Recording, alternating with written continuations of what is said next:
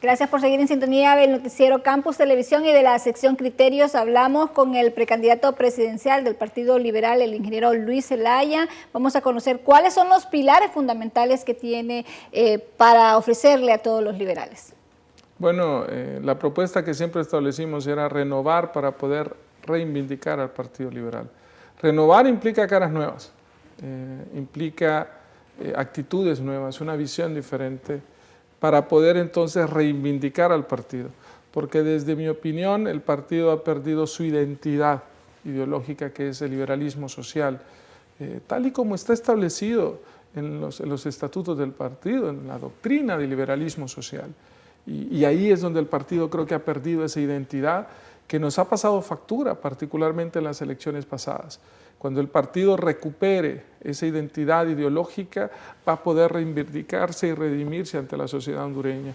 Y eso creo que nosotros lo vamos a trabajar en función, reitero, del liberalismo social, de la doctrina del liberalismo social que pone al ser humano como el eje central de toda iniciativa para su desarrollo, particularmente las grandes mayorías. Bajo ese esquema yo abogo por un modelo de desarrollo inclusivo, con oportunidades para todos y sin privilegios para nadie. Ese es el fundamento de mi propuesta. Ingeniero, en este proceso de elecciones internas se va a poder lograr, una vez conformadas las planillas, quién va a representar al Partido Liberal en los comicios electorales. ¿Realmente esto los va a unir como familia y van a buscar esa restitución del poder que desde hace 7 años está en manos de los nacionalistas? Es fundamental la unidad del partido. Pero la unidad, reitero, tiene que radicar en función de una causa, de un propósito. Y ese propósito está en nuestra doctrina, que es el liberalismo social. Debemos abogar por una economía social solidaria, debemos abogar por un capitalismo con rostro humano y responsabilidad social para eliminar la desigualdad e inequidad cada día más importante en el país. Y tú lo puedes ver macroeconómicamente. El país crece en 3.7, 3.8% anual y lo hemos venido haciendo en los últimos 5 o 6 años de manera constante, pero ves que en índice de progreso social más bien hemos disminuido. Más bien hay un alto costo de la vida, el desempleo ha aumentado, la delincuencia ha aumentado, y es porque ciertamente el modelo de desarrollo no está funcionando. No tiene sentido crecer macroeconómicamente si la economía del hogar se deteriora día a día, y allí es donde es el foco que genera los problemas sociales que tenemos en Honduras. Le consulto, ¿cómo calificaba Luis Zelaya antes de ser político el desempeño que ha tenido el presidente de la República, Juan Orlando Hernández, y cómo lo califica hoy en día? Igual, es mediocre. Igual, lo único que hacemos es darle más prioridad a lo mediático.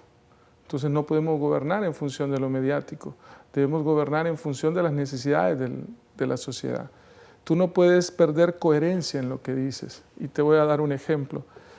Cuando un padre de familia viene y dice que lo más importante de su familia es la educación y la salud de sus hijos, pero luego ves que cada vez que recibe el sueldo se va de parranda los fines de semana y se emborracha y de ahí no tiene dinero para la salud y la educación de sus hijos. Entonces dices, espérate, aquí hay algo que no es coherente. Lo mismo pasa con el gobierno. ¿Dónde manifiesta un Estado, un gobierno su coherencia? En el presupuesto. Yo les pido a todos que analicemos el presupuesto de forma vertical y horizontal. ¿Cómo han sido los gastos en educación, en salud del gobierno? ¿Cómo han sido los gastos en los últimos años? ¿Cómo está la proporción? Y en términos relativos y absolutos es menor. Esa es la realidad.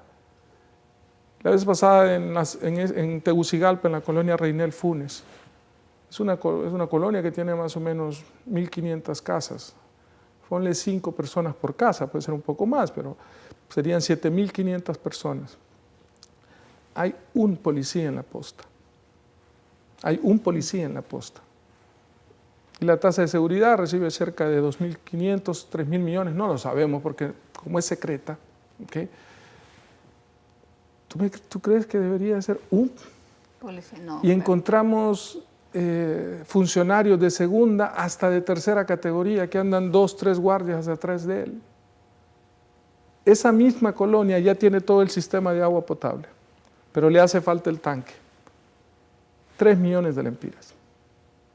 3 millones de lempiras. El presupuesto de la República son 228.000 millones anuales y hace 5 años no hay 3 para ponerle agua. ¿Cuánto gasta en publicidad el Estado? ¿Cree que ha fallado entonces en materia de seguridad? Quiero compartir un dato que se leí, un estudio realizado desde el 2004 al 2014. Habla de que 174.000 personas han abandonado los hogares por violencia. Entonces, ¿considera usted que estas cifras relativamente están de acuerdo a la realidad y que él ha fallado con su sistema de seguridad implementado? Creo que hemos gastado demasiado para los resultados que hemos recibido. Ciertamente habían un promedio de 82, que ese era lo que se manejaba cada 100.000 habitantes, ¿no? Los crímenes en función de eso. Se redujo a 60 aproximadamente hace un año, hace 2 años, pero este año pasado se redujo a 59, se mantuvo estático. Y es que eso hay 2 temas. Hay una violencia originada por el crimen organizado que ciertamente, y eso hay que aclararlo y tenerlo bien presente, es una acción de gobiernos amigos. Es una acción de gobiernos amigos, cuyo crimen organizado les afecta directamente. Entonces hay un tema internacional hacia atrás. Nosotros estamos obligados a cumplir, y es bueno, y así debe ser. Cuando estamos hablando de las extradiciones, perdón. Correcto, y el crimen organizado, todo lo relacionado al narcotráfico, pero luego vienen los otros crímenes que son estructurales, por la falta de oportunidades, por la falta de empleo, por las necesidades básicas que no se cumplen, por la corrupción. Esos que están ahí no se van a reducir mientras no ataquen los verdaderos problemas estructurales. Ese es el punto. Pero hacemos todo mediático. ¿Okay? Ahí es donde vienes y te digo, imagínate, son 2.500, 3.000 millones de lempiras al año. Nuestra propuesta es municipalizar la tasa de seguridad. Bajo ese esquema a Tegucigalpa le corresponderían, la mayoría de esos fondos serían cerca de 450, 500 millones de lempiras al año para Tegucigalpa. Con eso puedes alumbrar, poner un sistema de policía comunitaria. Ahí es donde no hay coherencia entre lo que dices y lo que haces.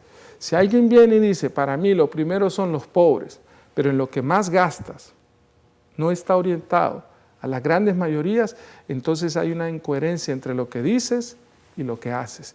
Y ahí es donde el tema de la evaluación del actuar de los gobiernos, pues es lo que hay que criticar, ¿no? Ingeniero, ¿usted está de acuerdo con la reelección presidencial? No, porque es ilegal. Tal y como está planteada, es ilegal. Aquí quiero, Marlene, darte 2 puntos bien importantes. La pregunta no es a la gente si es buena o no es buena la reelección. Yo creo que eso es un debate que puede estar y es que sea el debate. Es la forma en que se generó la reelección y que todos sabemos que es ilegal. No puede la Sala de lo Constitucional, mediante un veredicto impurio, ¿okay?, determinar modificar la Constitución de la República. La forma en que se puede modificar la Constitución de la República, solo la misma Constitución lo establece, y está claro el mecanismo, y no es a través de una sentencia de la Sala de la Constitucional. 5 personas no pueden decidir por 8 millones de personas. Tenía que haberse hecho un plebiscito. Ahí entonces decidimos. La otra, ¿okay?, que la gente me dice y me pregunta, ¿la reelección es un hecho? No. La inscripción ilegal del presidente de la República como candidato a la presidencia por el Partido Nacional, ilegalmente la están convirtiendo en un hecho. Sí. Pero la reelección será un hecho si en noviembre de este año el presidente ilegalmente inscrito gana las elecciones. Y para eso hace falta mucho. ¿Estaría usted dispuesto, una vez que se conozca quién es el candidato presidencial del Partido Liberal, en una alianza política, independientemente de quién quede electo en las internas? ¿Y por qué? ¿Una alianza apolítica? No, una alianza política. Es decir, que ustedes se puedan unir a los demás partidos opositores okay, para ya. poder hacerle frente a la candidatura de Juan Orlando Hernández. Esa pregunta en este momento es recurrente, ¿no? Porque está en el ambiente el tema de la alianza. Aquí hay dos temas importantes, Marlene. Primero es mi foco exclusivo, ¿okay? Es ganar las próximas elecciones internas y primarias del partido, dentro de 2 meses, el 12 de marzo. Que Luis Zelaya hable de una alianza es hipotético. Yo soy precandidato del Partido Liberal. Yo tengo que ganar las próximas elecciones para ser candidato. Y segundo, Marlene, viene ahí la pregunta por esos paradigmas que la gente trae atrás dentro de los partidos, que los partidos tienen dueño. Entonces, Luis Zelaya haría una... Yo no soy Luis Zelaya, es mi Movimiento por Honduras por nosotros. Si yo gano las próximas elecciones, que eso es lo que es lo más probable hoy, ¿okay? De acuerdo a los datos que establecemos, vamos a ganar las próximas, pero es la convención del partido, son sus bases, es la dirigencia la que tiene que determinar si ese es un escenario factible, viable y conveniente a los intereses del Partido Liberal de Honduras. A partir de ahí, el escenario se abre. Si algo he aprendido en estos 3 meses en política, es que todo es posible en política. Pero después obviamente, de las elecciones internas, sí se podría hablar de una alianza. Claro, es un diálogo, sí. Es un diálogo. Lo que pasa, Marlene, es que una alianza, ¿con qué propósito? ¿Bajo qué causa? ¿Con qué objetivo ulterior? Yo no albergo odio por nadie. Mi objetivo no es ese. Mi objetivo es que Honduras sea un mejor país. Todos los hondureños merecemos un mejor país. El objetivo es de país, que por añadidura tenemos que llevar a hacer otras acciones, como derrotar al Partido Nacional, claro, pero ese no puede ser el objetivo. Mucho menos el objetivo es repartir gobierno como un pastel. No funciona así. Yo no comulgo con esa forma de pensar. Si el objetivo es país, si el propósito es mejorar las condiciones del país, es que los hondureños tengamos oportunidades, que no hayan privilegios para nadie, bienvenida sea una alianza en pro de Honduras. Bueno, finalmente, ingeniero, este domingo lanza en San Pedro Sula la candidatura a la alcaldía con el doctor Marlon Lara, quien por muchos años fue alcalde de Puerto Cortés, pero es más sanpedrano, dicen, que cualquier otro, ¿es cierto? Sí, o sea, te soy sincero y no sé si Marlon voy a ser infidente. Yo convencí a Marlon. Nosotros hicimos encuestas y valoraciones y lo que encontramos es que el sanpedrano quería un alcalde renovador. Siempre históricamente los alcaldes de San Pedro Sula han sido alcaldes de avanzada, de visión y han sido los referentes a nivel nacional. Pero varios años atrás, y se ha acentuado en estos últimos 3 años, el sanpedrano resiente que su alcaldía no ha sido bien representada y exige un cambio. Pero exige un cambio con una persona con visión, con una persona con capacidad de transformación, con una persona municipalista que entienda el concepto de municipalismo. ¿Y quién mejor que Marlon Lara, que ya lo ha probado, que fue galardonado por el Banco Mundial, por los organismos internacionales como el mejor alcalde de Latinoamérica? ¿No es eso lo que merece San Pedro Sula? ¿No es eso lo que aspira San Pedro Sula? Un alcalde con visión, un alcalde transformador, de avanzada. Eso es lo que buscamos con Marlon. Y ese es el reto que yo como candidato en el movimiento y como líder nacional del Movimiento por Honduras y por nosotros le hemos asignado y conferido a Marlon. Y él, estoy totalmente seguro que lo va a cumplir.